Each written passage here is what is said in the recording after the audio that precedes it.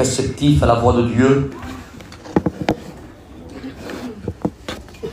Je voudrais vraiment être, c'est mon désir, le mien et celui de tout serviteur de Dieu, de réceptionner le mot de Dieu, la lettre, amen, que Dieu nous donne pour transmettre au peuple, parce que nous sommes que des postiers. L'important, amen, c'est ce qu'il y a dans la lettre, le message. C'est pas celui qui transmet le message qui est important. C'est le message qui est important. Et ce matin, nous voulons entendre la parole de Dieu. Alors, je loue Dieu de me permettre d'être ici parmi vous. J'ai vu tous les anciens, tous les prédicateurs qui étaient là. Ça me faisait chaud au cœur, amen, de les voir. Et je les remercie de tout cœur de me laisser encore la place ce matin pour apporter, mais je le crois de tout mon cœur, ce mot du ciel. Alors, hier soir, j'ai apporté un mot et j'ai tendu, animé, je crois de tout mon cœur, comme dit l'Épître aux Éphésiens, qu'il n'y a qu'un seul esprit, comme tous mes collègues et serviteurs de Dieu. Amen, de l'Esprit de Dieu pour prêcher la parole, amen, cette bonne nouvelle à ceux qui ne connaissent pas le Seigneur. Et la parole, amen, leur a donné cette occasion de venir, ou alors de revenir à Dieu. Et j'y ai mis tout mon cœur hier soir. J'ai prêché comme ça aurait été la dernière réunion. Parce que peut-être que le Seigneur est venu dans la nuit.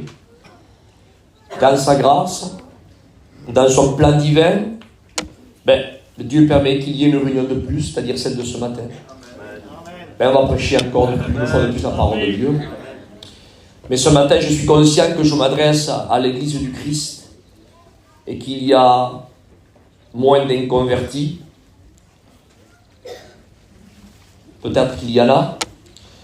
Mais ce matin, amen, je voudrais avoir cette liberté pour vous apporter, ni plus ni moins, ce que Dieu a mis sur mon cœur. Je vous le dis devant le ciel que c'est vrai. Vous savez, on ne se sert pas de l'estrade pour faire le procès de nos frères ou pour dire là devant tout le monde ce qu'on n'ose pas dire à certaines personnes. Non, on ne se sert pas du pupitre pour ça. Le pupitre est là pour colporter la parole de Dieu. La parole de Dieu, amen, elle est un pain. Elle est là pour nourrir ce matin. Et nous ne sommes pas animés d'une autre pensée, nous ne sommes pas animés d'un autre esprit. Je me répète ce matin, il n'y a qu'un seul esprit, dit la Bible. C'est l'esprit du Dieu vivant. Le Saint-Esprit qui vous conduira dans toute la vérité. Et ce matin, comme tous serviteurs de Dieu, nous voulons être conduits par l'Esprit de Dieu ce matin. Car nous sommes conscients que celui, amen, qui connaît les cœurs, qui connaît les vies, qui connaît les foyers, qui connaît les familles, qui connaît les recoins cachés de vos cœurs, qui connaît les jardins secrets de vos vies, il n'y a que lui qui le sait. Je ne vais pas dire que je ne vous connais pas, j'en connais certains, Seigneur. Mais même ceux que je connais, j'ai la famille qui est là aussi. Même ma propre famille, je les connais en surface, mais il y a des recoins, des angles morts, on appelle ça. Vous savez, là où on ne voit pas. On est obligé de tourner la tête, vous avez des rétroviseurs, on appelle ça des angles morts. Mais il y a des angles, des coins d'ombre que même en tournant la tête, même en scrutant, en cherchant, on n'arrive pas à voir. Parce que notre œil à nous est limité. Mais si notre œil à nous est limité, il y a un œil qui a été dit comme hier. Et lorsqu'il vit, il y a un regard. La Bible même déclare que ses yeux sont comme des flammes de feu. Et rien ne s'échappe de son regard. Et ce matin, amen, je voudrais faire cette lecture avec vous. Écoutez ce que dit la parole de Dieu dans l'évangile de Matthieu, chapitre 2 et verset 1er. Jésus étant né à Bethléem en Judée au temps du roi Hérode. Voici des mages d'Orient arrivèrent à Jérusalem Alors, j'entends des pages tourner. C'est Matthieu chapitre 2, verset 1er. Hein. Je reprends la lecture. Jésus est né à Bethléem, en Judée, au temps du roi Hérode. Et voici des mages d'Orient arrivèrent à Jérusalem et dirent: où est le roi des Juifs qui vient de naître? Car nous avons vu son étoile. Retenez ceci, s'il vous plaît. Car nous avons vu son étoile en Orient et nous sommes venus pour l'adorer. Retenez ceci aussi, s'il vous plaît. Nous sommes venus pour l'adorer. Le roi Hérode, ayant pris cela, fut troublé, et tout Jérusalem avec lui. Verset 4. Il assembla tous les principaux sacrificateurs et les scribes et le peuple. Et il s'informa auprès d'eux du lieu où le Christ devait naître. Et ils lui dirent: à Bethléem, en Judée, car voici ce qui est écrit par le prophète. Et toi, Bethléem, terre de Juda, tu n'es certes pas la moindre entre les principales villes de Juda, car de toi sortira un chef qui paîtra Israël, mon peuple. Verset 7. Alors le roi Hérode fut appelé secrètement les mages et s'acquit soigneusement auprès d'eux depuis combien de temps l'étoile brillait. Puis il les envoya à Bethléem en disant: allez et prenez des informations exactes sur le petit enfant. Quand vous l'aurez trouvé, faites-le moi savoir, afin que j'aille aussi moi-même l'adorer. Après avoir entendu le roi, ils partirent, et voici l'étoile qu'ils avaient vue à l'Orient aller devant eux, jusqu'au moment où ils arrivaient au-dessus du lieu où était le petit enfant, et elle s'arrêta. Verset 10. Quand ils s'aperçurent l'étoile, ils furent saisis d'une très grande joie, et ils entrèrent dans la maison, virent le petit enfant avec Marie, sa mère, se prosternèrent et l'adorèrent. Ils ouvrirent ensuite les trésors et lui offrirent en présence de l'or, de l'encens et de la myrrhe. Puis, divinement avertis en songe de ne pas retourner vers le roi, vers Hérode, ils regagnèrent leur pays par un autre chemin. Amen. Voilà, cette lecture est un petit peu longue, mais elle méritait d'être lue dans son complet. J'aimerais qu'on courbe nos fronts et qu'on prie le Seigneur.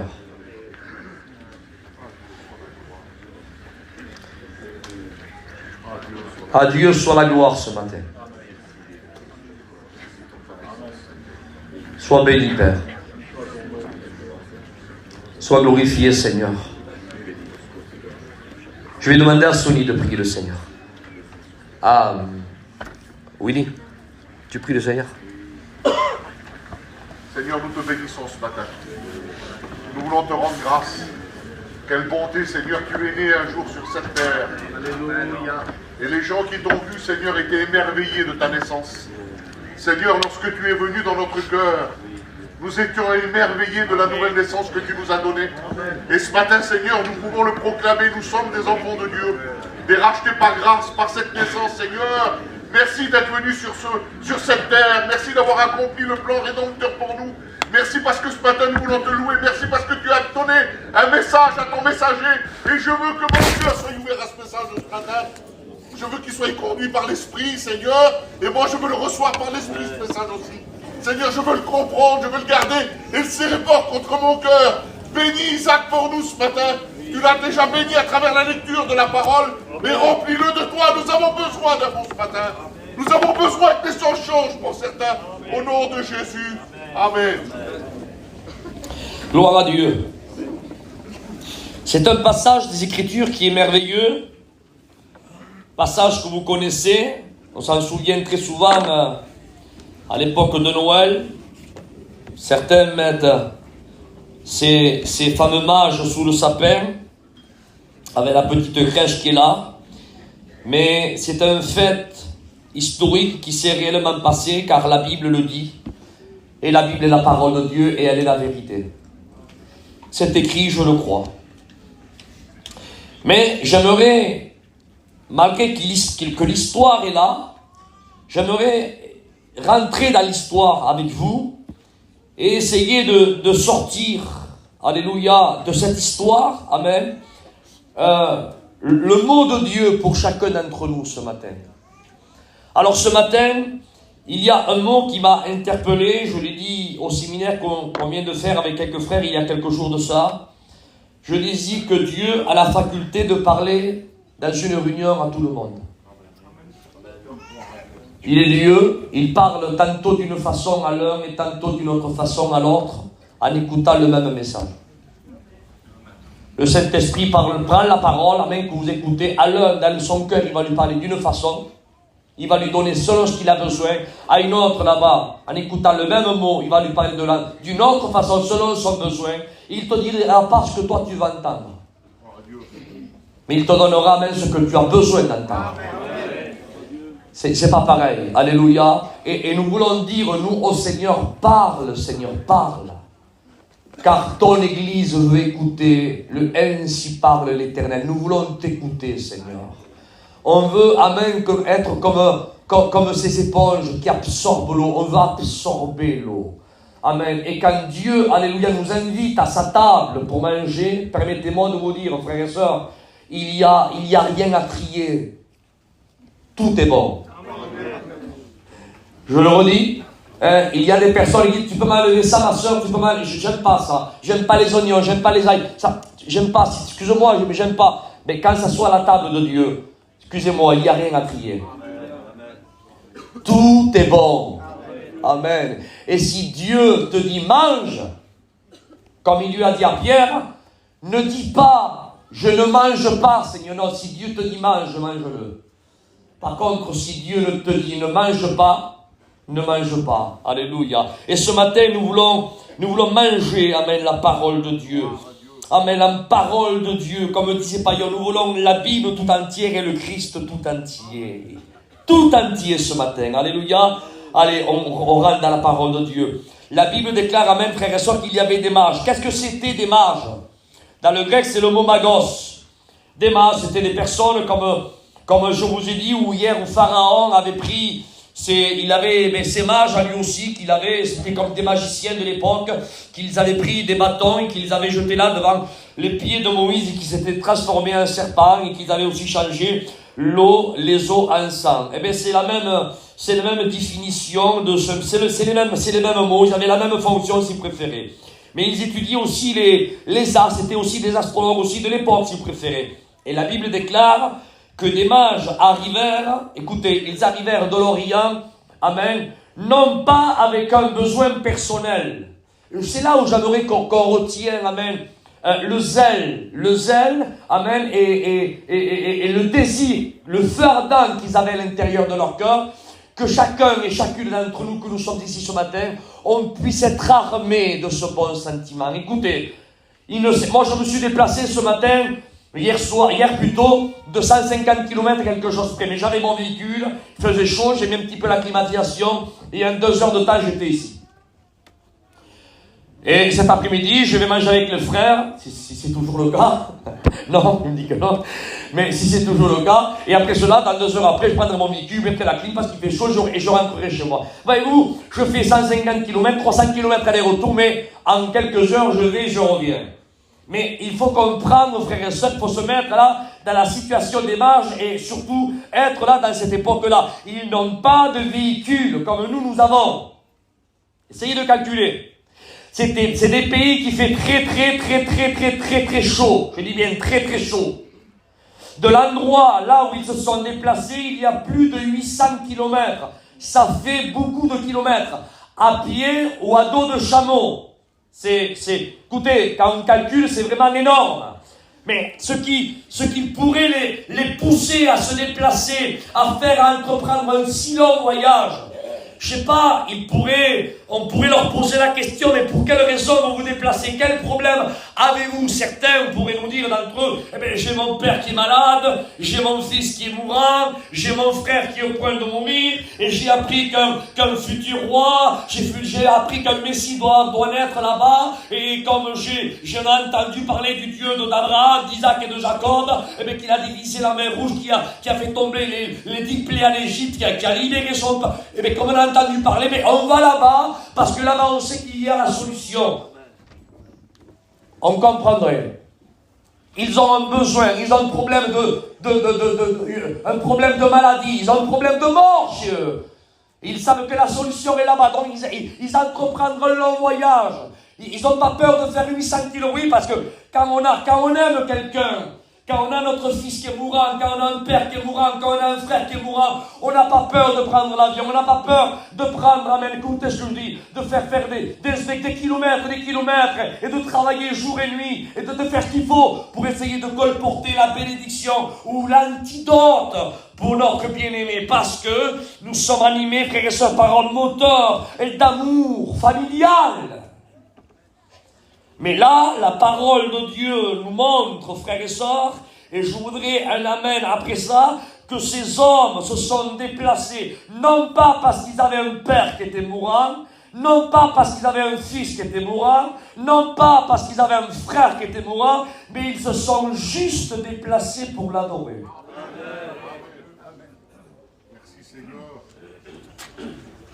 Merci à Dieu. Quelle leçon pour nous, Seigneur. Quelle leçon des non-juifs.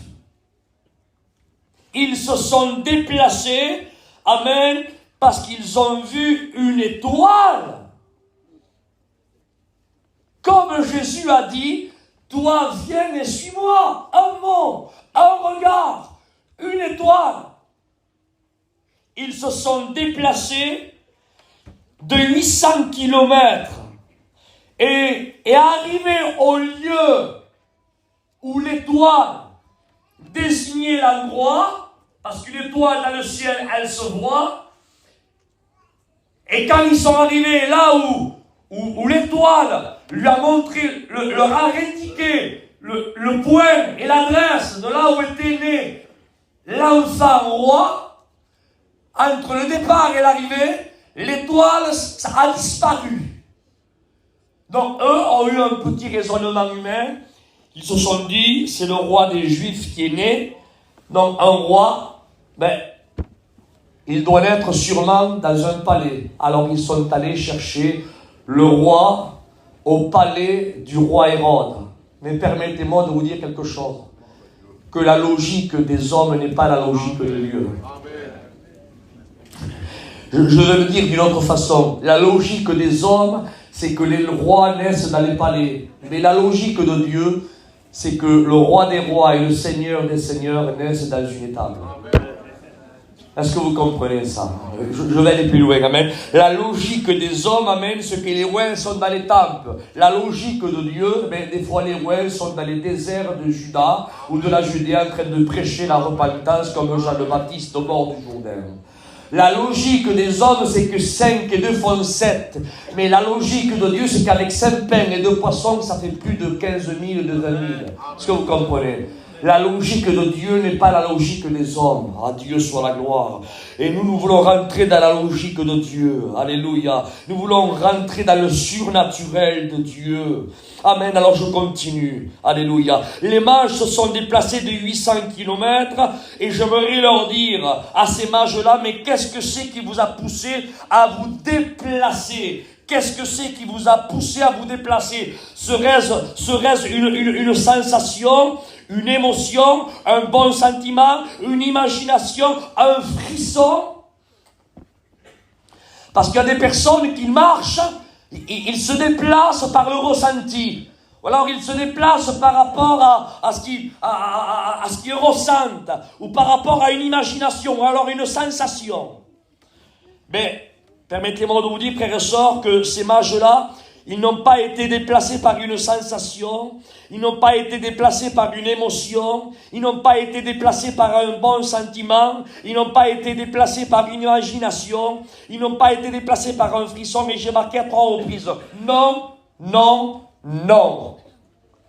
Et tu me diras alors, Isaac, qu'est-ce que c'est qui les a poussés à quitter leur confort et à entreprendre un long voyage, peut-être très difficile, plus de 800 kilomètres, 854 exactement, à quelque chose de près.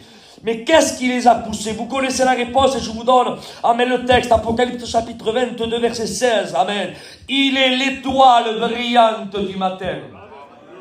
Alléluia. Et je continue et je veux en amener encore plus fort pour sa gloire. Apocalypse chapitre 19, verset 13. Et son nom est La parole de Dieu. Alléluia.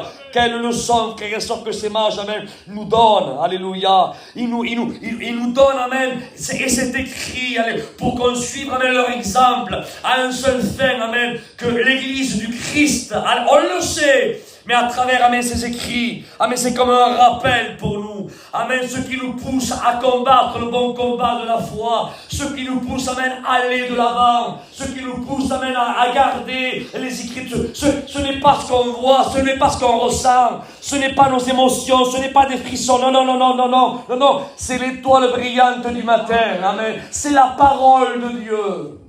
La parole de Dieu. Alléluia. Amen. Parce que tu as gardé ma parole. Il dit pas parce que tu as ressenti, parce que tu as vu. Il dit mais parce que tu as gardé ma parole. Alors je te garderai.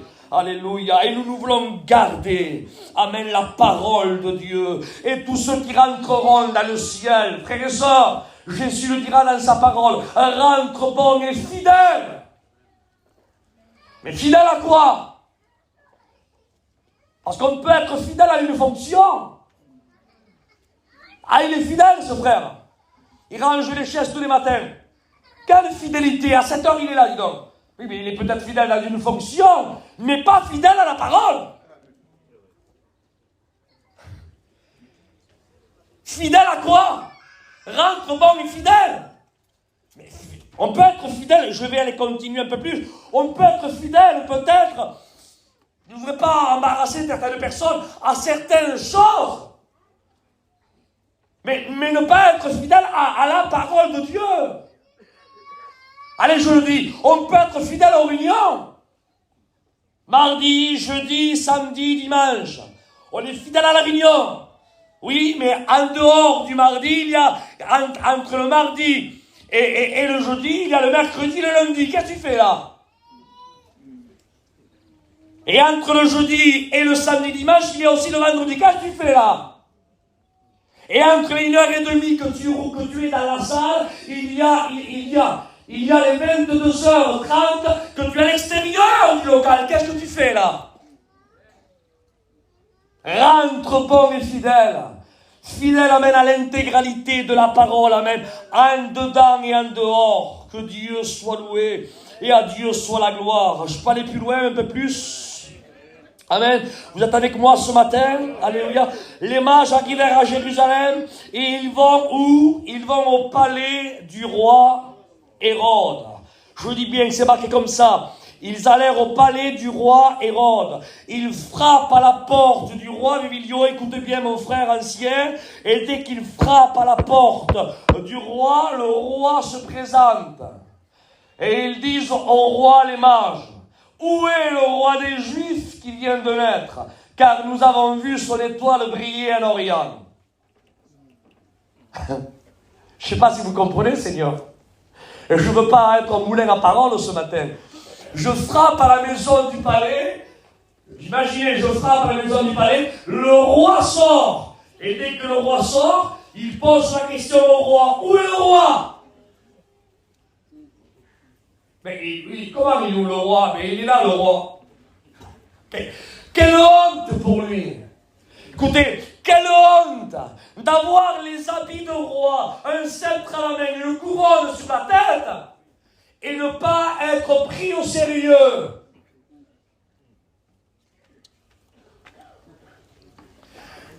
Malheureusement, comme je me sens dans cette liberté, on m'a donné la place pour porter la parole de Dieu ce matin, et je veux plaire à Dieu, il n'y a personne d'autre, et moi je dis, quelle tristesse et quelle peine qu'il y ait des personnes avec la soi-disant Bible à la main, avec la belle cravate, le beau costume, avec la belle prière, et ne pas être pris au sérieux comme homme et femme de Dieu. Ne pas être pris au sérieux. Quelle tristesse. J'aimerais vous dire quelque chose. Nous vivons une époque où l'évangile a beaucoup évolué au milieu de notre peuple. Et j'aimerais dire que même les païens qui sont à l'extérieur reconnaissent les arbres où il y a du fruit. Amen, amen. Gloire à Dieu. Ils savent reconnaître, ils savent qui appeler au moment voulu. Tu me diras, t'as un texte dans la parole de Dieu? Je te le donne tout de suite. Je sens que tu es friand de recevoir ce texte, je vais te le donner. Rappelez-vous là-bas, dans la terre, là où il y avait ce fameux roi babylonien, il y avait un vieillard de 85 ou 86 ans qui s'appelait Daniel. Et le grand roi a fait un festin merveilleux. Il appelle les hauts gradés de l'époque, de toute sa région. Ah, par contre, soulignez le détail s'il vous plaît. Par contre, il y a une personne qui ne figure pas dans la liste des invités. C'est Daniel. Je me sens libre, frère. Hein? Alléluia. Amen. Ne t'attriste pas quand les païens ne t'invitent pas à leur fête mondaine.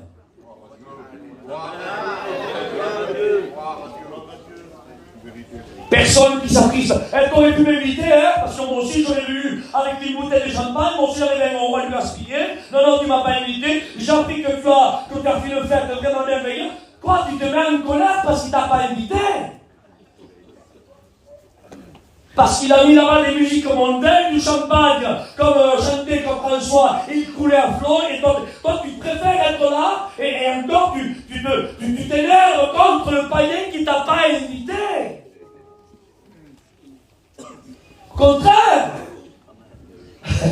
Au contraire, s'il t'a pas invité, c'est parce qu'il reconnaît en toi, amen, que tu es l'homme qui ne te mélange pas.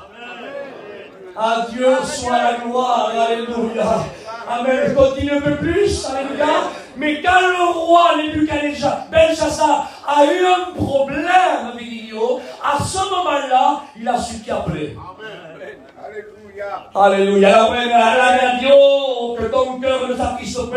Oh roi dit éternellement, je me souviens du temps de ton père, Nebuchadnezzar, roi de Babylone, il y avait un homme, quand l'esprit de Dieu était sur lui, il s'appelle Daniel, c'est un des déportés de Juda. Et le roi dit, appelez-le. Et là, le vieillard rentre dans la maison. Ah, voyez-vous, frères et sœurs, comme quoi les païens savent qui appeler au moment du problème.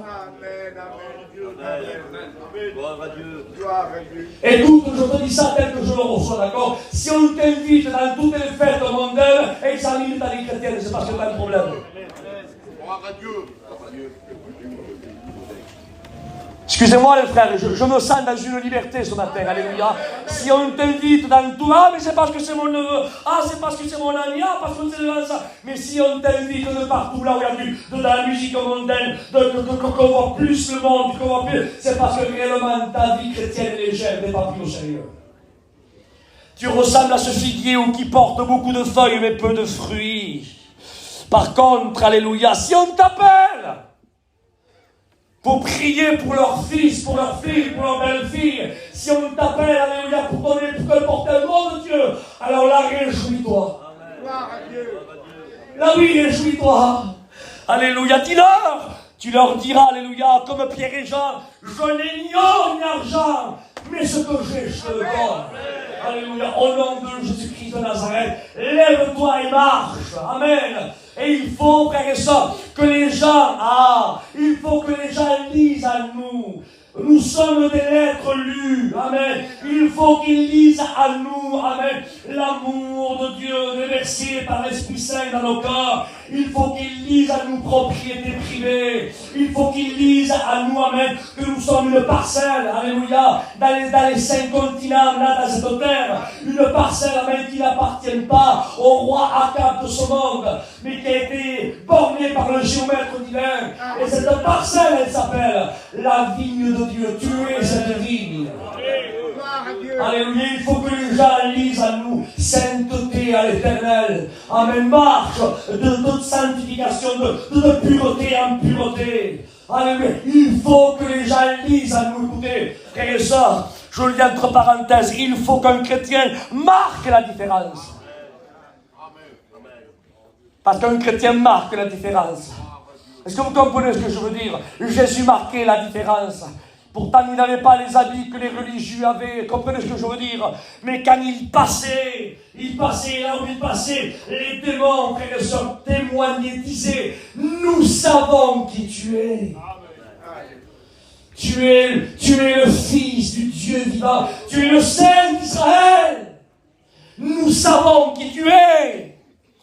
Alléluia. Oui, un chrétien est connu du ciel, est connu des ténèbres. Je le dis à un chrétien, amen, est connu au milieu de l'assemblée. Un chrétien est connu au milieu des non-croyants. Un chrétien marque la différence. À Dieu soit la gloire, je continue un peu plus. Je marque ceci. Quel lâche! Quelle honte! Pourquoi tu dis ça, Isaac? Des païens, parce que ces mages-là, c'était des païens. Ils n'avaient pas du sang juif dans leurs veines. Ils sont allés à 800 kilomètres. Ils se sont déplacés. Mais pour quelle raison ils se sont déplacés? Mais si on fait un petit peu historique, moi j'ai pas une autre interprétation. Si quelqu'un d'autre a une autre interprétation, je suis preneur. Moi je vous donne mon interprétation que je me suis d'accord. Pour quelle raison ils se déplacent? Des marches de 850 km dans le pays là, parce qu'ils ont vu leur étoile briller, d'accord? Mais pour quelle raison ces mages-là examinaient à 800 km, ils examinaient les étoiles? Et pour quelle raison? Parce que j'ai devancé la prédication un petit peu.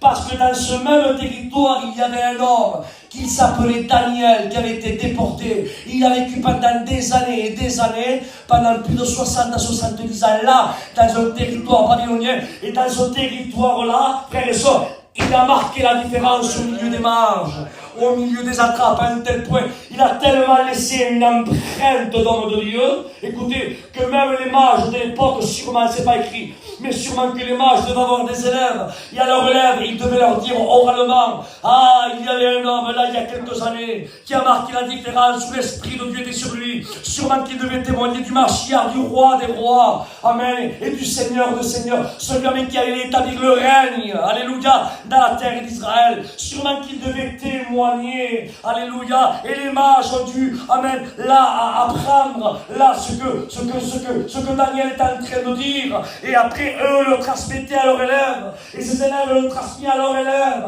et ces élèves le transmettaient à leurs élèves, à un tel point, frères et sœurs, écoutez ce que je dis, que presque 500 ans s'est passé. Et il y avait des élèves, que ces mages ont vécu, qui ont connu Daniel, qu'ils étaient là et qui devaient regarder les astres en train de dire, j'ai entendu parler de vieille histoire par rapport à mes anciens professeurs, qu'un roi devait naître en Israël, qu'un messie devait naître en Israël. Vous ne voyez pas l'impact que Daniel a laissé?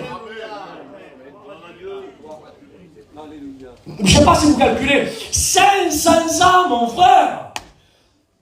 Laissez une empreinte, il y a passé un mois, j'aurais bien, mais 500 ans. Quelle empreinte il a laissé Daniel? Quelle empreinte il a laissé Shadrach, Meshach avec les gros? Quelle empreinte ils ont laissé que les attrapes et les mages de l'époque devaient le regarder entre eux dire, mais c'est pas possible, mais qu'est-ce qu'il a cet homme-là? Mais qu'est-ce qu'ils ont? On les jette à la fosse lion. Les lions ne les mordent pas. On les jette à la fournaise. Ils ne sentent même pas la fumée. Il y a un doigt qui écrit, et bien l'écriture parle du roi. Ils jouent leur vie là. Et bien ils n'ont pas peur d'être décapités. Ils disent au roi. Il dit voilà, il dit ton royaume a pris fin. Et ton royaume sera divisé et donné aux Mèdes et aux Perses. Et tu as été pesé à la balance de Dieu. Et roi, tout va bien, hein. Et tu as été trouvé léger. Et les mages de l'époque devaient entendre ça, mais c'est pas possible. Mais qui est cet homme-là qui n'a pas peur, il ne ressent rien, il s'en fout de la mort, il s'en fout d'aller là à la fournaise. C'est cet ami pareil, ils ont tellement impacté les mages de l'époque que ça s'est perpétué d'élève à élève, de maître à élève, d'élève à maître, de maître à élève, à un tel point que 500 ans se sont écoulés. Et il y a eu là des mages qui étaient en train d'examiner quand est-ce qu'elle sortira cette étoile, quand est-ce que le roi va naître, quand est-ce que le Messie va naître. Mais pour quelle raison voulez-vous qu'il naisse? Vous avez un besoin personnel? Non, on veut seulement l'adorer, on veut seulement l'adorer, on veut seulement l'adorer. Viens donc l'adorer. Alléluia. À Dieu soit la gloire ce matin. Vous êtes avec moi, je continue. Alléluia. Et eux, ces païens-là, qui sont là, alors ils entendent, ils voient une étoile. Alléluia. Amen, car celui qui cherche trouve, dit la parole de Dieu. Amen, alors les païens sont là et ils se déplacent, ils entreprendront un long voyage, 100 km, 200 km, 300 km, 400 km, 500 km, ils connaissent rien. Ils ne connaissent pas le Dieu d'Abraham, ils ont entendu parler du Dieu d'Abraham, d'Isaac, de Jacob, mais ils ne connaissent pas le Dieu d'Abraham, d'Isaac et de Jacob. Ils n'ont pas la Torah, ils n'ont pas le Tanakh, ils n'ont pas l'Ancien Testament, ils n'ont pas les livres prophétiques, ils n'ont rien. C'est seulement un témoignage qui est apparu il y a 500 ans de ça, où des hommes ont marqué, ils ont laissé une empreinte qu'ils ont vécu dans leur contrée. Je me rappelle, je me répète, ces hommes-là étaient Daniel, étaient Shadrach, Meshach, Abednego. Ces hommes ont laissé une empreinte. C'était des lettres lues. C'était une Bible vivante, parlante par leur témoignage. Et les attrapes et les mages de l'époque le disaient à eux, comme quoi ils possédaient le véritable Dieu.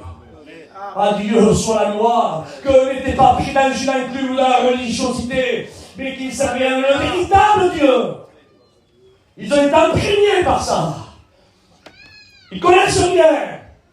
Ils entreprennent sur leur voyage. Alors on est à 500, 600, 700 et 800 kilomètres. Alors ils disent, on va voir le roi maintenant, ça y est, il va nous parler. On va l'adorer, il va nous dire, on va voir, on va aller dans le pays de la parole. Car Israël est le pays de la parole. D'où sortent les prophètes d'Israël? D'où sortent les rois d'Israël, de la Judée? D'où sortent, frères et sœurs? La parole, elle est née où? Alléluia, elle est née en Israël. D'où est sortie, alléluia? D'où est née l'Église? En Israël. Écoutez, Israël, c'est la terre d'où sort que Dieu a béni. Alors ils vont dans le pays de la parole. Pour entendre parler. La parole. C'est comme on irait en Espagne et qu'on chercherait quelqu'un qui nous parle un petit peu espagnol. On frapperait là à la porte des Espagnols et là, un soi-disant dirigeant d'Espagne, et je sais pas, il nous parlerait en chinois. C'est très bizarre, non? Mais c'est un petit peu pareil. Ils ont entrepris sur leur voyage. Alors pour apprendre où devait être le roi de la parole, il frappe à la bonne porte. Il frappe à la maison du palais du roi. Il doit le savoir, je n'intéresse pas n'importe qui. Le roi doit le savoir, où son messie doit être, où le futur roi il doit bien le savoir. Et la Bible dit que Hérode n'a pas su quoi leur répondre. Il a pris soigneusement, il s'acquit auprès des scribes et des gens de l'époque docteur là, où devait naître le Messie d'Israël. Et moi, je prends mes mots de gitan. Quel lâche! Quel lâche! Pourquoi vous dites ça, Isaac? Allez des païens dans le pays de la parole, pour qu'il y ait là, parler au leader de la parole, et le leader de la soi-disant parole, ne sachant pas quoi leur répondre. Et moi je dis, quel lâche! Permettez-moi de vous dire, quelle honte! Certaines personnes vont au ciel, parce qu'ils sont des représentants du ciel, et il y a des païens qui viennent frapper à leur porte, et ils n'ont pas un morceau de pain du ciel à leur donner. Et moi je dis, quel lâche! Ça existe, tout ça, oui, ça existe, c'est passé à Bethléem, à la maison du pain, au temps d'Elimelech et au temps de Naomi, il y a eu une famine à Bethléem. Oui, ça peut arriver, car dans la maison des chrétiens, à la maison, disons-le, dans la maison de certaines personnes et des soi-disant chrétiens, eh bien, il peut y avoir des famines. Et certaines personnes, allez là, parce qu'ils ont faim, il va me donner un morceau de pain de Dieu, il va me donner un mot de Dieu, frapper à leur porte. Et ne pas avoir un morceau ni une brindille de pain à leur donner, parce qu'ils ne savent pas. Et j'aimerais continuer un peu plus. Ça va s'écorcher un peu plus, mais bon, tant pis. Je suis ici à main pour plaire à Dieu ce matin, vous me donnez cette liberté d'aller plus loin? Allez, je continue, que Dieu soit loué. Alors tu me diras, Isaac, mais comment ça se fait alors qu'Hérode, comment ça se fait que le roi Hérode était roi d'Israël et il ne connaissait pas les prophéties de la parole de Dieu, de ce que disait Michée. Comment ça se fait que lui, il était porteur de la couronne? Comment ça se fait que lui était le roi d'Israël? Comment ça se fait? Et j'ai marqué ceci dans ces quelques notes, j'ai marqué, parce que, à cette époque-là, ça faisait presque 400 ans que Dieu n'avait pas parlé, entre Michée et Matthieu, et entre ces 400 ans, la présence de Dieu n'y était plus, la Shrina n'y était plus, l'arche n'y était plus, et il n'y avait plus de prophètes. Et le peuple d'Israël avait été ballotté par plusieurs nations, par les Mèdes, par les Perses, par les Grecs, et à la fin par les Romains. Et Israël était ballotté,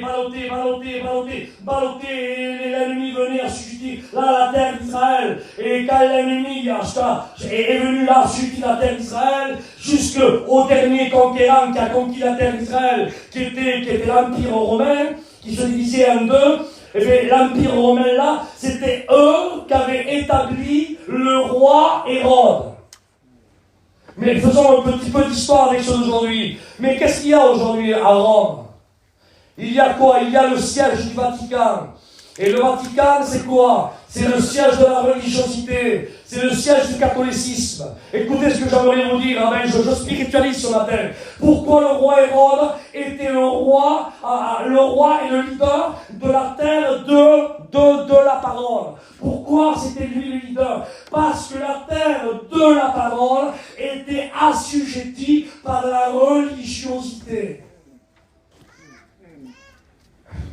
Et tu veux dire quoi avec ça, Isaac? Mais moi, je vous dis, amen, ce que je vous dis, quand nos églises, quand la terre de la parole, alléluia, quand la terre de la parole n'est pas gouvernée par le leader des leaders, le roi des rois et le seigneur des seigneurs, mais qu'elle est assujettie par la religiosité, eh bien, il y a des Hérodes qui apparaissent. Et tu me diras, ça veut dire quoi? Je ne comprends pas, Isaac. Quand la terre d'Israël, quand la terre, amen, de Dieu, n'est pas gouvernée par Dieu,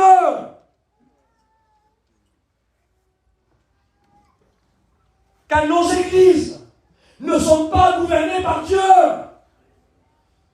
mais qu'elle est gouvernée par la majorité de telle famille, qu'elle est gouvernée par telle personne, mais qu'on ne sent plus l'approbation de Dieu, que c'est plus Dieu qui règne. Ben, c'est bien l'assemblée, c'est bien la terre d'Israël. Oui, mais la terre d'Israël a été conquise par la religiosité. Et comme la religiosité a mis le pied dessus, de la religiosité a établi ce qu'elle a voulu comme roi. Je vais le reformuler aussi un petit peu juste aujourd'hui de chez nous. Quand la religiosité règne dans nos églises, tout le monde peut être serviteur de Dieu. Tout le monde peut être candidat au ministère. Tout le monde peut être étudiant.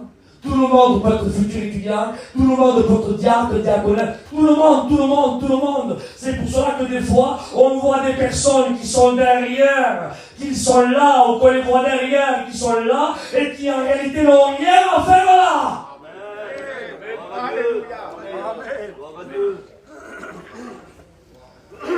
Pour cela qu'il y a des problèmes. Pour cela qu'il y a des soucis. C'est parce qu'on a mis des personnes dans certains postes qu'ils ne devraient pas avoir.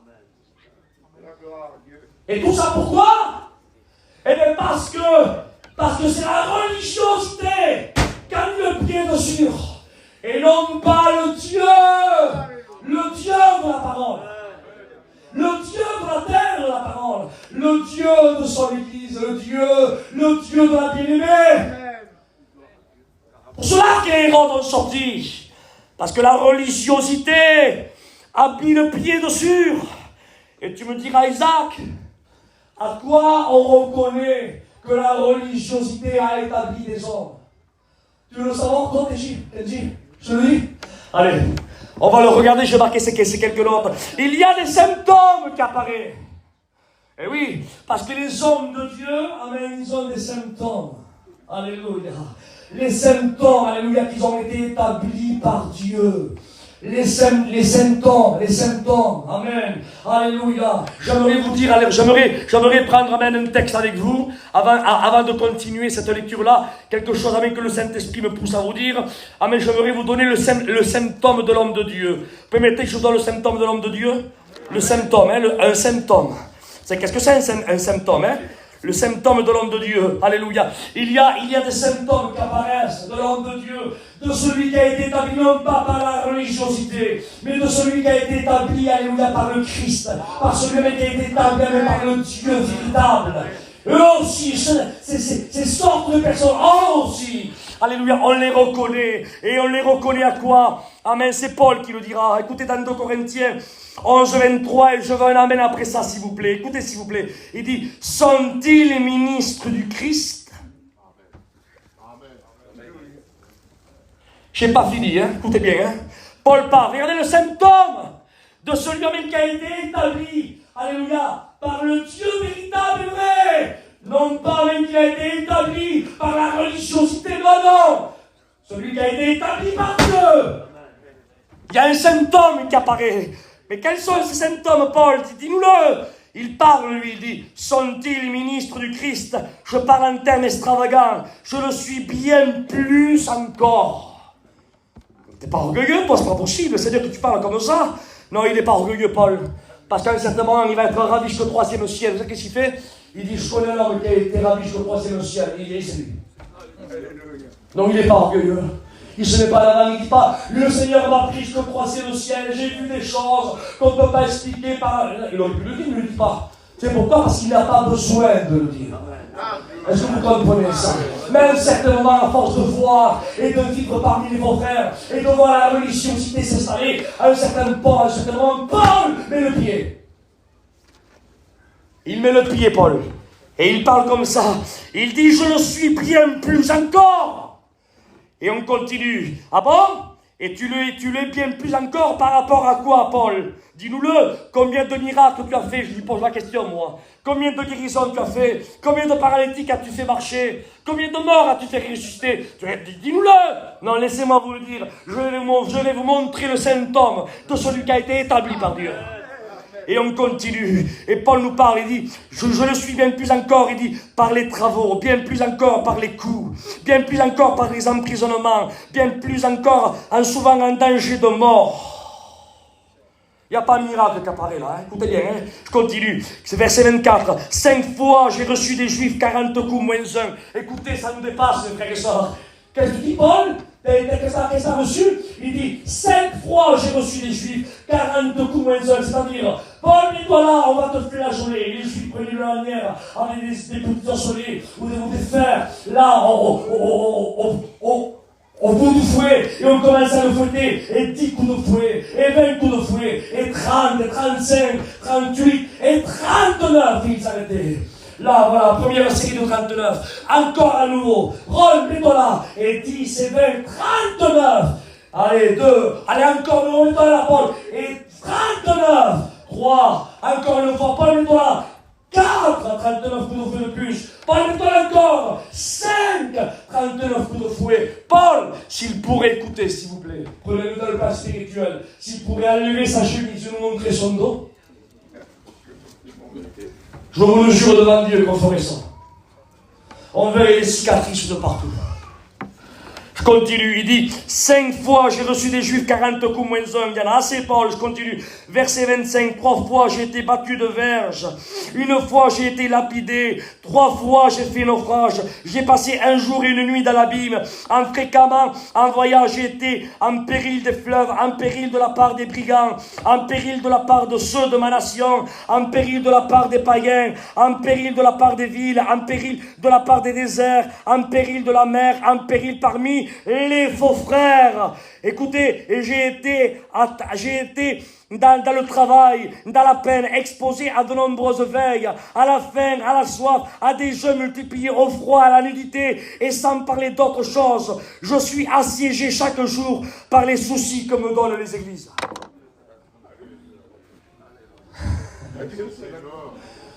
Voilà les symptômes de celui qui a été établi de Dieu. Il aurait pu dire, moi, je parle beaucoup la langue, moi, j'ai les 5 ministères, moi, je suis évangéliste, docteur, prophète, j'ai les 5 ministères, moi, j'ai passé là-bas, j'ai justement, moi là-bas, j'ai 3 paralytiques, là-bas 3 aveugles, là-bas 4 lépreux, là-bas, non, il ne met pas les dons là-bas. Écoutez, je souligne ça, parce que les dons ne valent rien dire. Ah bon? Pourquoi tu dis ça, Isaac? Parce qu'un don, écoutez, un don c'est quelque chose qu'on te donne, tiens. Mais c'est pas parce qu'il t'a donné, écoutez, c'est pas parce que tu l'es aujourd'hui que tu le seras demain. Est-ce que tu comprends ce que je veux dire? Est-ce que tu comprends? Ça veut dire, frère et soeur, que le don, écoutez, je pense entre parenthèses, le don n'est pas la garantie, amen, n'est pas la garantie de notre salut. Tu as un don, mais c'est pas la garantie d'être sauvé. Mais bibliquement parlant, non. Non, parce qu'un don, si on ne veille pas à notre don, dans l'humilité, dans la prière, le don peut nous pousser à la chute et à l'orgueil. Par contre, il y a quelque chose, alléluia, qui nous maintiendra toujours dans l'humilité, alléluia, dans la sainteté, que Dieu soit loué, et toujours, amen, dans l'endroit là où Dieu nous veut, et on supportera toujours ces symptômes-là, c'est Galates 5:22, mais le fruit de l'esprit. Alléluia, il dit c'est l'amour, la joie, la paix, la patience, alléluia, la foi, la douceur, la maîtrise de soi. C'est pour cela que Paul dira à Timothée, je le marque souvent aux églises, avec quelques frères qui habitent marqué le mot de la Bible. Amen, Paul parle à Timothée, il dit Timothée, il dit je te dis quelque chose, hein. Timothée a 15 ans de ministère, là, c'est pas un jeune étudiant, hein. 15 ans de ministère. Ah bon? Et qu'est-ce que tu vas lui dire? Quel conseil tu vas lui donner, Paul? Eh bien, je vais te donner un conseil, Timothée. Il y a 15 ans que tu prêches, d'accord? Eh bien, écoute-moi bien. 2 Timothée 2:8 dit, souviens-toi de Jésus-Christ. On dépasse, les frères et sœurs. Mais tu parles, combien ça fait que tu prêches, toi? 3 ans. T'as un prédicateur. Mais 15 ans! Imaginez, 15 ans qu'il prêche. Il prêche le Christ, il prêche la croix, il prêche Jésus. Et Paul dit Timothée, souviens-toi de Jésus-Christ. Parce que le fait de se souvenir de Jésus-Christ, amen, ça nous maintient dans l'humilité. Ça nous préserve de l'orgueil, ça nous préserve de la chute. Parce que quand on veut se s'orgueillir d'un miracle, que Dieu a fait avec nous, quand l'orgueil nous atteint, on se souvient, amen, que ça ne vient pas de nous, mais ça vient de lui. Alléluia, que Dieu soit béni, alléluia. Et quand on nous injure, et quand on nous fait des calomnies, quand on nous écrase, alors au lieu de se réjouir, au lieu de bomber la poitrine, on se souvient de Jésus-Christ. Il ne rendait point injure par injure. Il n'était tourné par son visage de celui qui voulait le frapper. Souviens-toi de Jésus-Christ. Alléluia. Et quand on a une place, et qu'on veut nous l'enlever, et nous faire descendre de notre place, et bien là, on vient lui dire, et là, j'y suis, personne ne me la prend. Attention, hein. Il y a 15 ans, 20 ans que je travaille. Mais Paul dit, souviens-toi de Jésus-Christ, parce que je t'ai envoyé à Éphèse. Mais le jour où il faudra que tu descendes d'Éphèse, souviens-toi que lui, amen, il est descendu de son ciel de gloire. Il s'est matérialisé dans un corps, il a laissé le trône quand tu le crois, alors tu peux bien laisser ton siège, amen, et t'asseoir juste en face.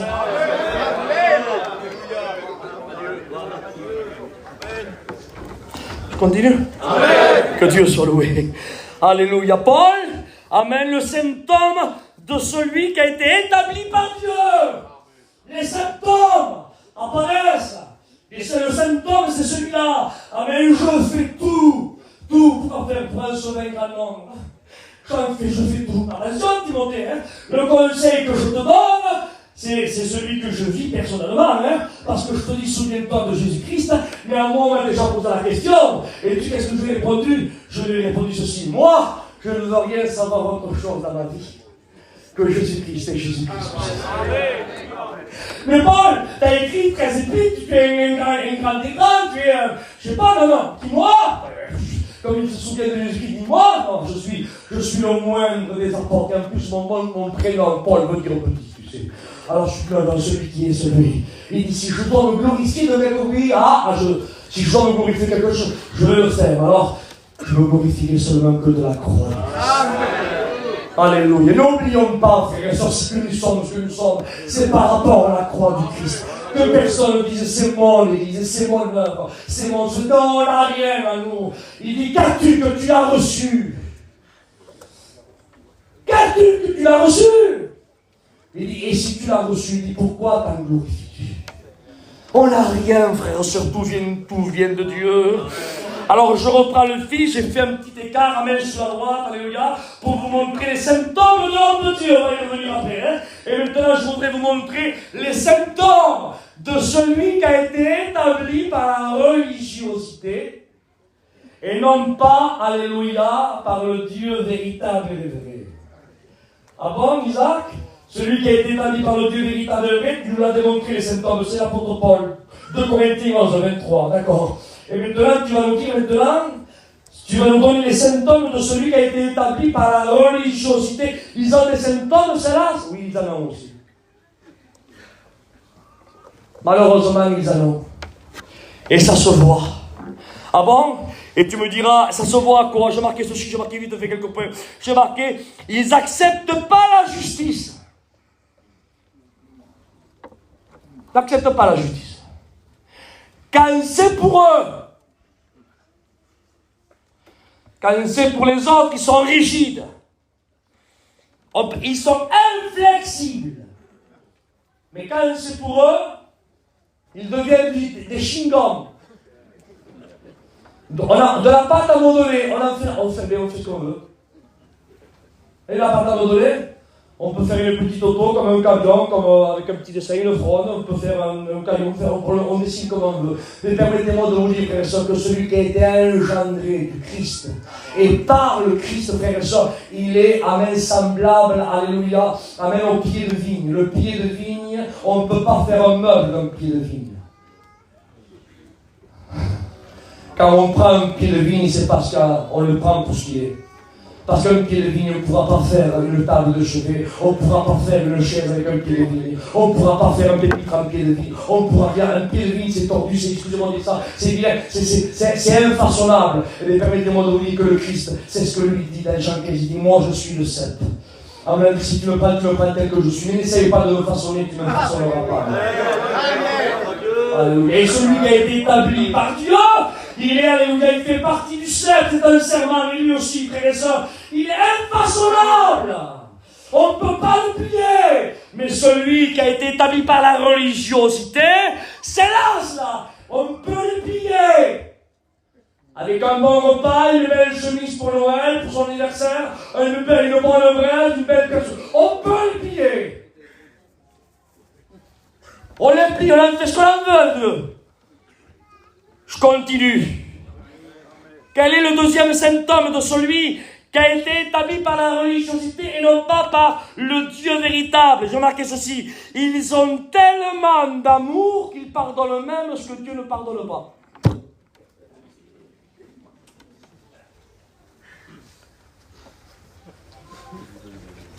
Je le redis? Ils ont tellement d'amour qu'ils pardonnent même ce que Dieu ne pardonne pas. Dieu dit non. Et Dieu dit non, Seigneur, quand même. Comment on va faire, Seigneur? Il faut bien avoir de l'amour, Seigneur. Il faut bien avoir de l'amour, Seigneur. Comment on fait, Seigneur? Et si le père de Luc 15, là, du fils prodigue, pourrait nous parler, qui est l'image de Dieu, s'il pourrait prendre la parole et dire quoi? Tu veux avoir plus d'amour, toi, pour un tel, que moi j'ai eu pour mon fils, pour mon propre fils. Je n'ai pas voulu qu'il accepte et qu'il fasse son péché dans ma maison. Et comme il me connaissait si bien dans la pureté, dans la sévérité, et dans la sainteté, dans la justice, et dans la transparence comme mon fils, il savait que je n'allais pas avaler cette impureté. C'est pour cela qu'il m'a dit, papa, donne-moi la part de mes biens, je veux. La différence de certains jours, je lance ça comme ça, d'accord? À la différence de certaines personnes, leurs fils connaissent tellement leur père qu'ils disent, mon père, il dit rien. Donne-moi ça, c'est petit. Je ne le dirai pas, lui. Papa, t'as pris ça où? Mais t'as vu, voilà. Oh mon fils, cette personne t'a vu, t'étais sûr, mon témoignage, t'es sûr. Ne le refais plus, hein, t'as compris, hein.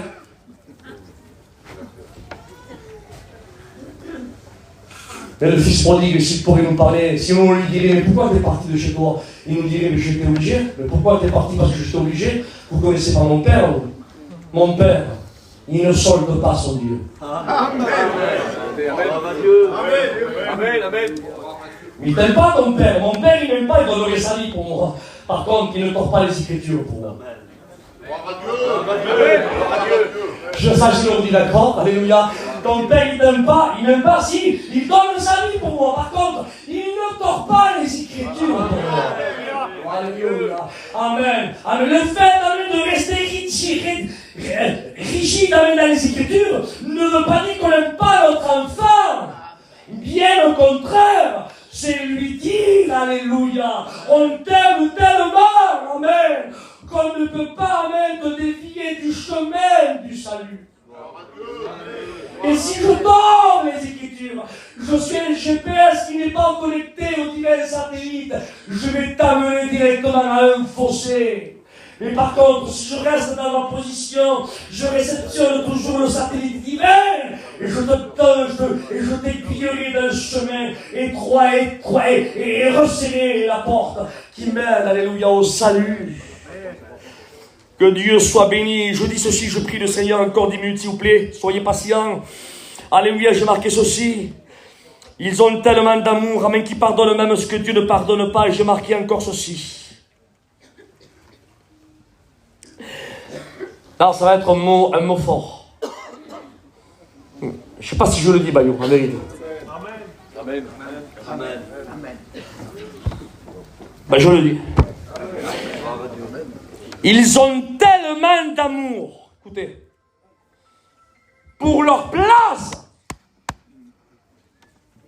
Ils ont tellement d'amour pour leur couronne, tellement d'amour pour leur trône, qu'ils sont capables de tuer les nouveau-nés et le futur de demain pour pas qu'ils grandissent et qu'ils les détrônent. La vérité, c'est que...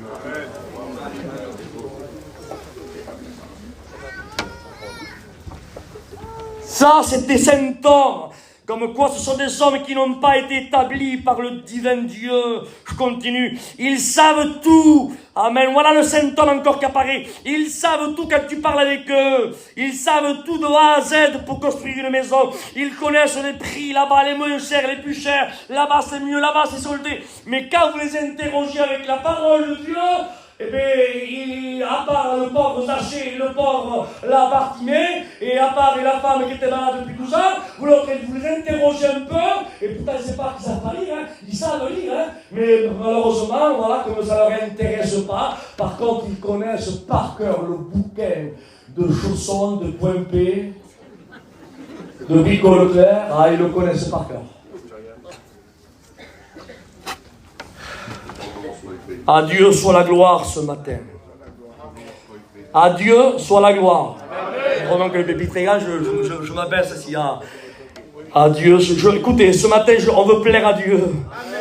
Alléluia. Et ces mages, amen, amen, se sont déplacés. Ils se sont déplacés parce qu'ils ont été impactés. Je me répète, amen, par des leaders, par des hommes qui ont été établis, qui n'ont pas soldé la vérité ni la parole de Dieu. Regardez l'impact qu'il y a eu, que 500 ans après, des âmes sont venues au pied du Maître. Amen. Ça veut dire quoi, Isaac? Ça veut dire que le diable peut-être te dit, regarde, le fruit, tu n'as pas de fruit. Tu vois quel fruit tu es, regarde, tu es rigide, tu ne plies pas, tu es toujours là, dans la pureté, dans la sainteté, tu ne plies pas la parole de Dieu, tu ne t'agenouilles pas devant, comment font les hommes pour te porter à part. Et il est où le fruit? Peut-être que tu ne vois pas aujourd'hui le fruit. Mais je te le jure devant Dieu que ce que la Bible dit, c'est la vérité. Il dit, jette ton pain à la surface des eaux. Et avec le temps, tu le retrouveras. Alléluia. Et le témoignage, amen, que Daniel a laissé 500 ans après. C'est vrai que pour nous, ça paraît long. Mais Dieu, il est hors du temps. C'est quelques secondes pour Dieu, est-ce que vous comprenez? Quelques secondes. Si Dieu pouvait parler à Daniel, mais dans quelques secondes, là, par rapport à ton témoignage, dans quelques secondes, dans mon temps, à moi, hein, dans quelques secondes, par rapport à ton témoignage que tu vas laisser, dans quelques secondes, je vais amener des âmes là au pied du Sauveur, au pied du Maître. À Dieu soit la gloire. Alléluia. Et j'ai marqué ceci. Voilà ce qu'il y a quand Jérusalem est gouvernée par la religion. Il y a des erreurs qui apparaissent. Maintenant, je suis obligé de continuer jusqu'au bout. Alléluia. Parce qu'on ne peut pas terminer la parole de Dieu comme ça, c'est pas possible. Amen. Mais j'ai marqué ceci. Le 18e point, j'ai marqué. Mais quand le ciel gouverne.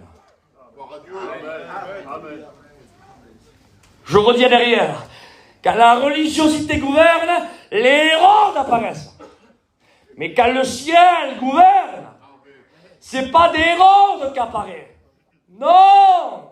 Et qu'est-ce qui apparaît, Isaac? Des étoiles. Alléluia. Que Dieu soit béni. Ce sont des étoiles, amen, qui apparaissent. Alléluia. Amen. Et quel but, quelle fonction elles ont, ces étoiles? Amen. D'aveugler ceux qui les regardent? Non. Non. Le but des étoiles, amen, c'est d'amener les âmes. Non pas vers eux, mais d'amener les âmes au pied de Jésus. À Dieu soit la gloire. Je continue. Verset 9. Il dit, alléluia, après avoir entendu le roi, ils partirent et voici l'étoile qu'ils avaient vue en Orient, amen, aller devant eux jusqu'au moment où, arrivée au-dessus du lieu où était le petit enfant, elle s'arrêta. Et ça, quand je regardais de plus près, franchement, les plombs de la tête ont fondu un petit peu. Parce que humainement parlant, et même scientifiquement parlant, c'est impossible. Pourquoi tu dis ça impossible? Parce que j'ai regardé dans le texte grec, le mot étoile apparaît là comme le mot Esther. Aster. Et le mot Aster veut dire réellement une véritable étoile. C'est-à-dire que ce n'est pas une métaphore. L'étoile là qui est apparue en Orient, c'est une véritable étoile. Et celle qui a survolé la maison ou là où était le petit enfant, dans le texte grec, c'est une véritable étoile. Ce n'est pas une illusion. Vous comprendrez là. Un peu mieux. Pourquoi tu dis ça, Isaac? Parce que selon l'étude que Payon nous avait fait, l'étoile la plus proche, c'est l'étoile Proxima. Elle est à 4 années-lumière d'ici. Ça veut dire quoi, 4 années-lumière? Eh bien, en kilomètres, il y a 43 millions de kilomètres. C'est énorme. 43 millions d'années pour arriver à la première étoile. Ça veut dire quoi? La première étoile la plus proche, elle est à 4 années-lumière. Elle fait entre 5 et 7 fois la grosseur de la planète Terre. Elle est à 4 années-lumière et elle est à 40, il faudrait 43 millions d'années, hein? 1 mois, 2 mois, 6 mois, 10 mois, 1 an. 2 ans, 3 ans, 15 ans, 10 ans. 20 ans, 30 ans, 40 ans. 43 millions d'années pour arriver à la première étoile. Non mais, Seigneur, je ne sais pas si vous comprenez. Imaginez par exemple qu'on prend un bus. Allez, monte avec moi. Allez, monte, Limogène. On va, allez, monte avec moi le prédicateur, on va à la première étoile. On monte ensemble, allez, on va où à la première étoile? Quel âge tu as? 44, moi j'ai 45 ans, mais on est jeunes, on va y arriver, tu vas voir. Allez, on commence à rouler. Oh, allez, on roule. Sans s'arrêter, à 100 km/h, hein, sans faire aucune pause. Ni de mettre l'essence, ni manger un sandwich, ni boire un café, rien. 100 km/h, non-stop. Tu fais la route, hein. On est là dans un bus 100 km/h. Allez, t'as 44 ans, moi 46. Et tous les prédicateurs qu'on est là, allez, on commence à rouler et on roule. Et on chante des cantiques qui se passent sur 1 année, 2 années, pas la guitare, puis vas-y, allez, chante, allez, anime-nous. Allez, 3 années, 5 années, 10 ans, 20 ans, 20 ans, 30 ans, 50 ans, 100 ans. Enfin, 100 ans, on est tous morts, c'est nos enfants qui reprennent le volant, tu sais. En train de conduire. 100 ans. Allez, hop, 150 ans, 200 ans. 3 ans, le petit enfant sont morts, nos arrière-petits-enfants reprennent le bûche, ils conduisent. 300 ans, 400 ans, même. Essayez d'imaginer, petit enfant, en train de rouler 1000 ans, 2000 ans, 3000 ans, 4000 ans, 5000 ans, 10 000 ans, 15 000 ans, 20 000 ans, 30 000 ans, 40 000 ans, 43 millions d'années pour arriver à la première étoile.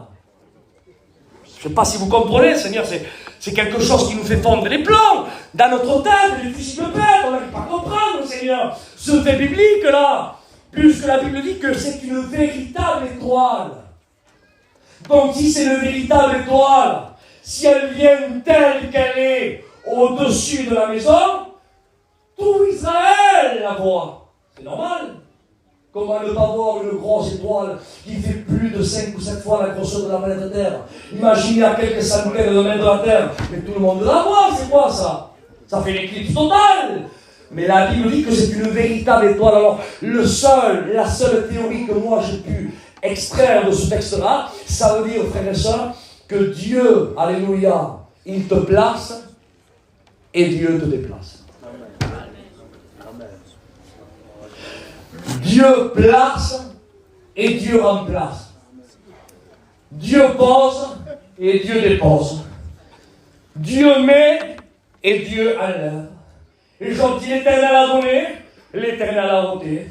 Et Dieu a mis ceci là, et Dieu a mis l'autre là-bas.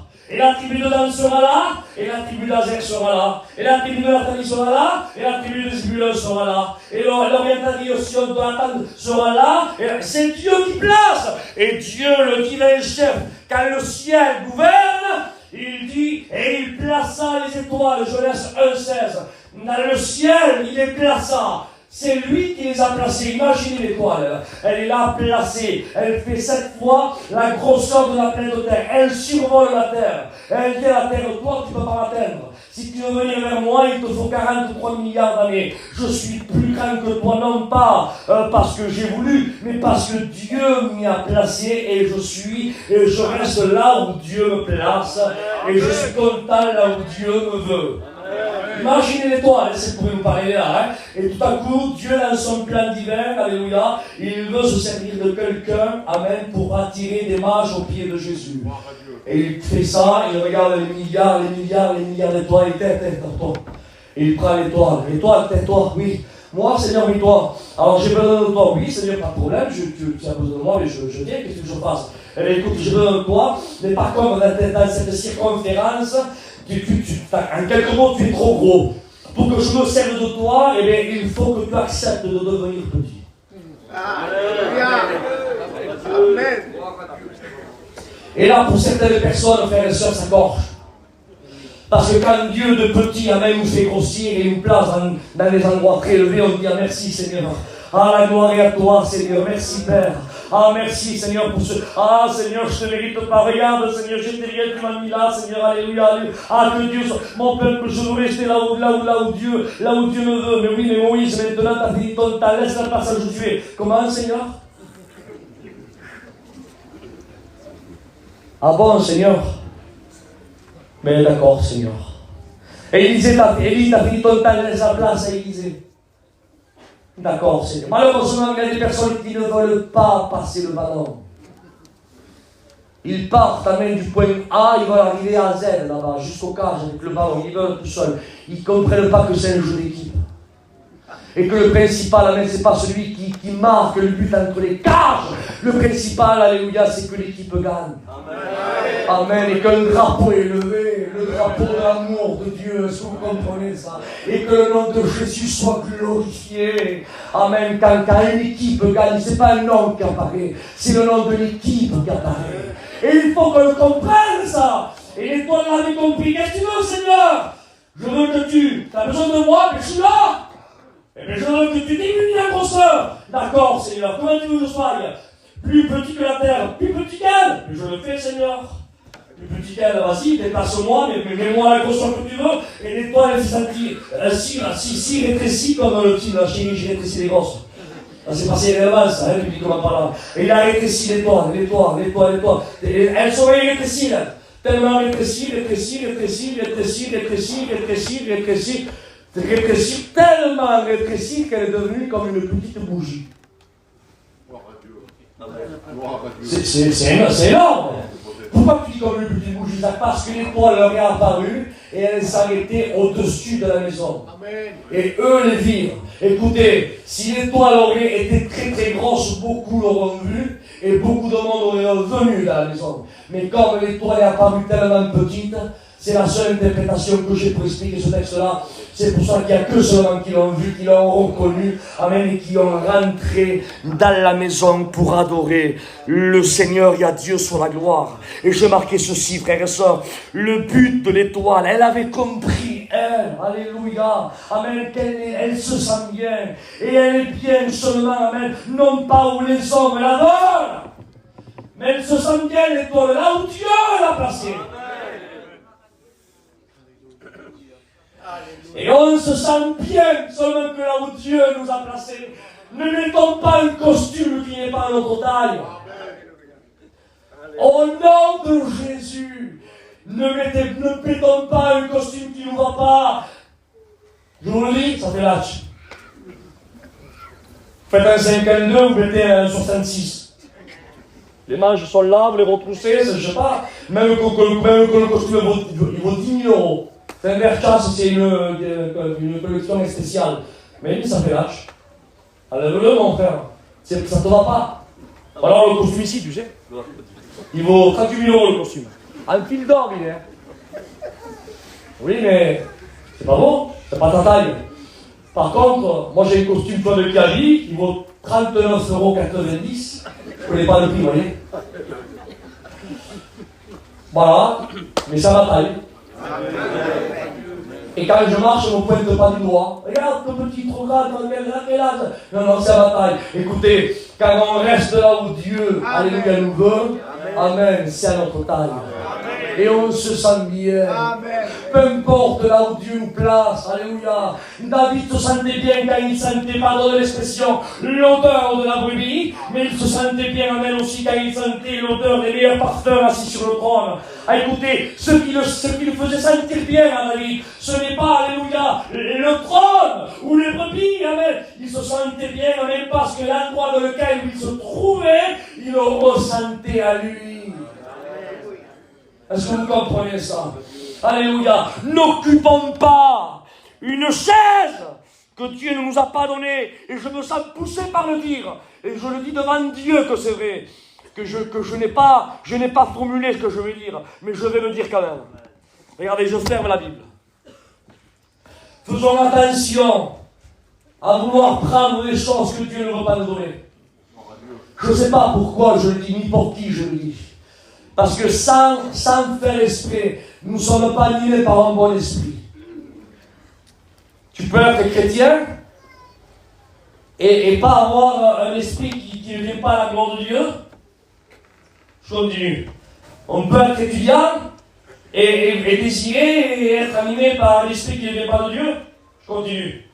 On peut être prédicateur et être animé par un esprit qui ne vient pas de Dieu pour avoir quelque chose que Dieu ne veut pas donner. Je continue bibliquement par là. On peut être dans le ciel. On ne va pas faire mieux là. Parle pas d'un chrétien, d'un candidat, d'un étudiant, je parle dans le ciel. Je suis dans le ciel là. Dans le ciel. Ah bon? Et qui tu es toi? Moi? Je suis un ange. C'est pas un chrétien, hein? C'est pas un étudiant, un ange. Ah bon? Et qu'est-ce que tu es toi? Mais moi, Dieu m'a placé, je suis porteur de lumière. Et alors, dans les galons, tu as quelque chose. Mais moi, regarde.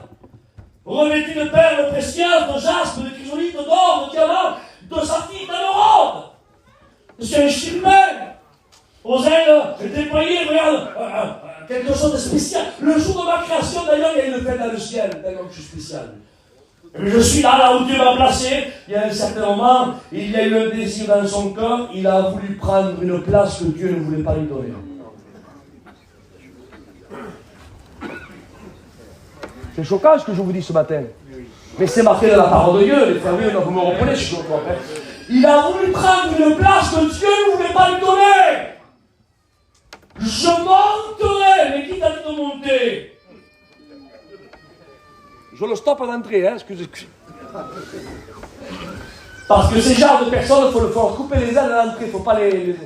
Parce que le fait quand même de leur couper les ailes, c'est de les préserver, est-ce que vous comprenez? Je monterai, tu monteras, mais tu monteras où? Je monterai sur la montagne de Dieu, je m'assirai, je serai semblable. Écoutez, et parce que Dieu ne voulait pas lui donner une place qu'il ne voulait pas lui donner, qu'est-ce qu'il a fait? Mais il a commencé à créer la première division. La première division, elle s'est faite dans le ciel. C'est pour cela que la division, elle vient du diable. Et je n'ai pas honte de le dire, je pèse mes mots. Dieu n'est pas avec ceux qui dispersent. Dieu reste avec ceux qui restent unis. Amen. Unis, trésor. Les planches du tabernacle étaient tellement unies les unes avec les autres que les rayons du soleil ne passaient pas entre elles. Alléluia. Gloire à Dieu.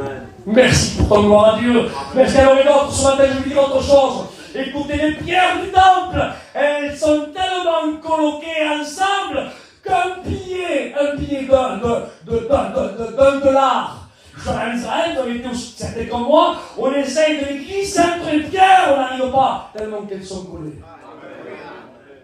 Aucun pont interdit entre elles. Ça veut dire que la véritable église du Christ est composée de l'église de Rome, de Souto, de Catalan, d'Espagnol. Il n'y a pas de barrière. Et ceux qui mettent des barrières, c'est un Espagnol qui vous le dit, mélangé de Catalan. Et mon arrière-grand-mère, c'était aussi une ligne. Donc je suis bien placé pour en parler. Écoutez, ceux qui mettent des barrières, c'est parce qu'ils sont animés d'un esprit ténébreux. C'est moi qui vous le dis. Je vous le dis devant Dieu que c'est vrai. Première division dans le ciel. Mais comment elle s'est fait la division? Je peux le milieu, hein? Tu me cours, hein? Alors, j'ai trouvé un assureur du milieu. Assurance touriste. Mais, pour quelle raison il y a eu une division? Je ne comprends pas. Parce que, sûrement que lui, Lucifer, le porteur de lumière, il a dû aller voir les anges. Et les séraphins, les chérubins, venez voir, je vous parle. C'est pas écrit comme ça, mais je l'imagine, hein, parce qu'il a pris avec lui un tiers des anges. Il les a pas subis comme ça, hein. Quand vous vendez une maison, vous les posez dans vos bras comme ça, voilà, faites-moi le chèque, madame. Ou alors vous allez prendre vos échelles, vous allez mettre comme ça sur le mur, vous faites le chèque ouvert la voiture. C'est ça que vous avez fait comme ça.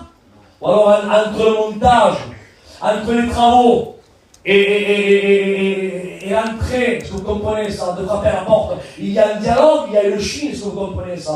Eh bien, avant de se prendre un tiers des anges, il y a une Chine qui a eu là. Et vous savez comment elle s'est déroulée, la Chine, je l'imagine comme ça, moi. Mais écoutez, il n'y a rien à faire.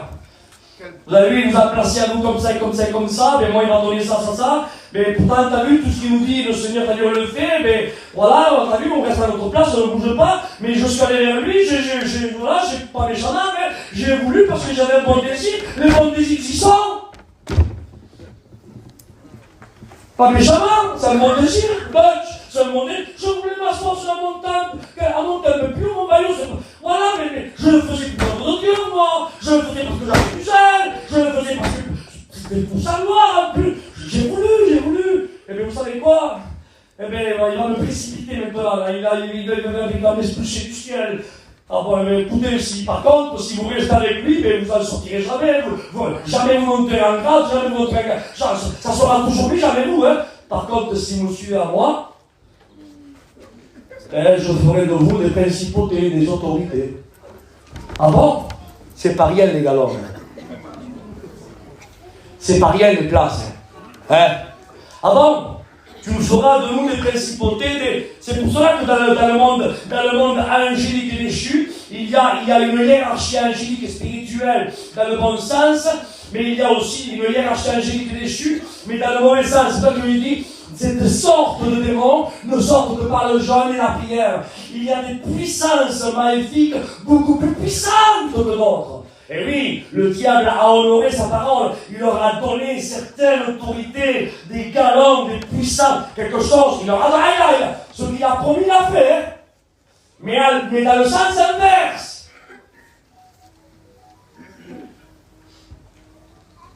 Et la première division, elle se fait par rapport à des votes. Par rapport à des responsabilités. Par rapport à... Il a commencé à se créer ses disciples à lui pour les diviser, les troupeaux. Alors, heureusement, quand on ouvre la télévision, on voit les partis politiciens, c'est ce qu'ils font. Chacun prêche pour sa propre paroisse, à la gauche pour eux, à la droite pour eux, les écologistes pour eux. Alors, ils essayent de démarcher dans les places publiques, dans les villages, voter pour un tel parce qu'il va faire ceci, faire cela. Il a un slogan qu'il n'y ait pas ceci chez nous, mes frères et sœurs. Écoutez ce que je dis, si quelqu'un vient, je pense même que personne ne viendra, mais si quelqu'un viendrait pour frapper à votre porte et pour aller démarcher votre cœur en disant si on reste là et si on fait avec ça, on ne montera jamais, ça ne changera jamais, il faudrait qu'on fasse ceci, il faut qu'on faire passer celui-là, il faut faire ceci. Écoutez, s'il y a des personnes qui ont ce langage-là, mettez-vous en face de lui et vous faites comme ça, regardez. Au nom de Jésus. Amen.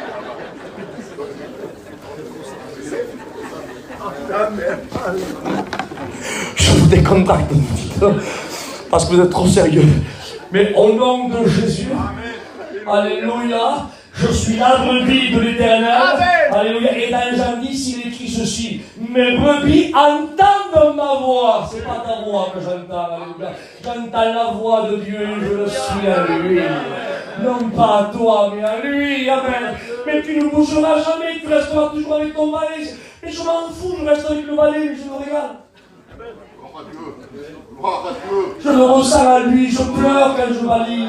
Alléluia. D'ailleurs, il y a un témoignage comme ça, je prie le Seigneur. Un jour, il y avait un diacre qui avait des années qui était en train de balayer la salle. Et jamais,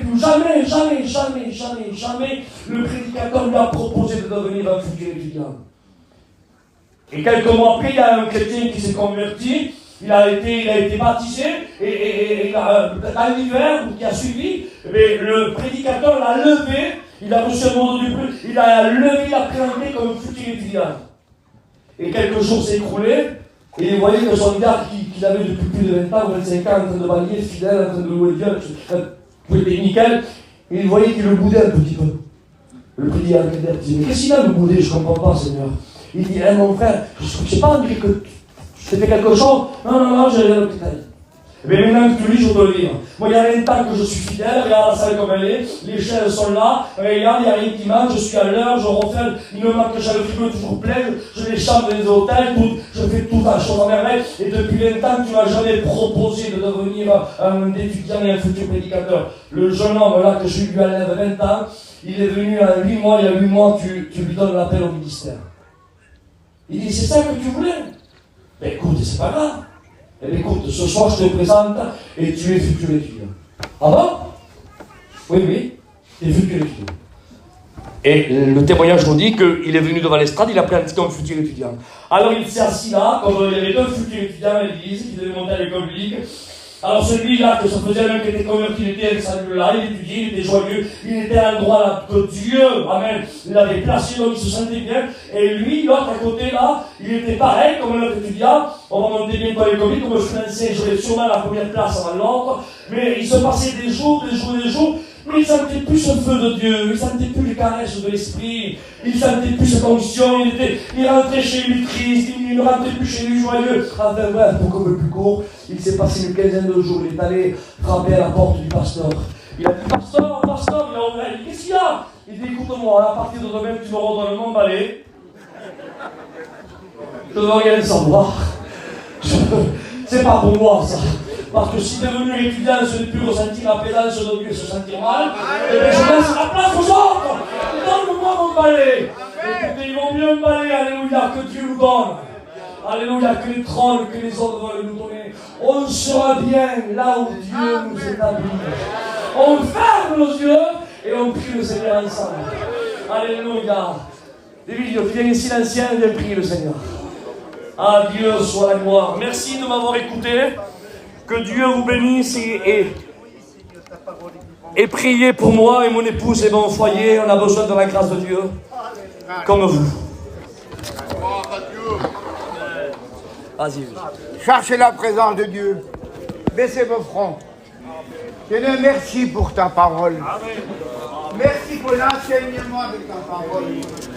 Merci parce que tu nous as fait comprendre. Alléluia. Tu ne comprenais pas jusqu'à maintenant. Seigneur, donne-nous être humbles, humiliés et être à notre place là où tu nous places, Seigneur. Et avec ça, Seigneur, on sera plus près de toi. On écoutera mieux ta parole et on obéira mieux, Seigneur. Merci, merci pour ta parole. Merci pour ton serviteur. Seigneur, nous voulons t'adorer, te louer. Seigneur, merci. Merci pour les grâces que tu nous accordes encore ce matin. Pour les décisions qui ont été prises. Parce que nous avons compris ta parole, nous a interpellés, Seigneur. À toi la gloire.